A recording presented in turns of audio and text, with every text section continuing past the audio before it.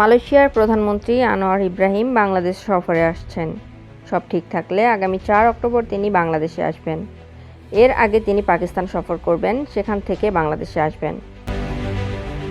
কুয়ালালামপুরে বাংলাদেশ দূতাবাসের এক কর্মকর্তা গণমাধ্যমকে এ তথ্য জানান। তিনি বলেন, মালয়েশিয়ার প্রধানমন্ত্রী ঢাকা সফর নিয়ে আলোচনা চলছে। আগামী 4 অক্টোবর তার ঢাকা সফরের কথা রয়েছে। আজকের মধ্যে সফরের তারিখ চূড়ান্ত হওয়ার কথা রয়েছে।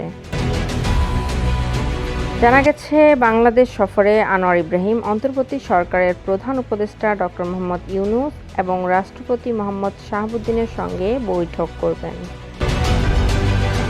আশা করা হচ্ছে, মালয়েশিয়ার প্রধানমন্ত্রীর এ সফরে পারস্পরিক সহযোগিতা বাড়বে, যা মালয়েশিয়ার অবস্থানরত বাংলাদেশি কর্মীদের জন্য ইতিবাচক ভূমিকা পালন করবে।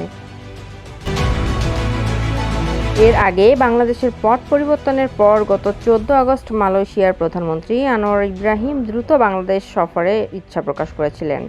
সে সময় অন্তর্বর্তী সরকারের প্রধান উপদেষ্টা ডক্টর মোহাম্মদ ইউনূসকে মালয়েশিয়ার প্রধানমন্ত্রী ব্যক্তিগতভাবে অভিনন্দন জানাতে ফোন করে এই ইচ্ছা ব্যক্ত করেছিলেন।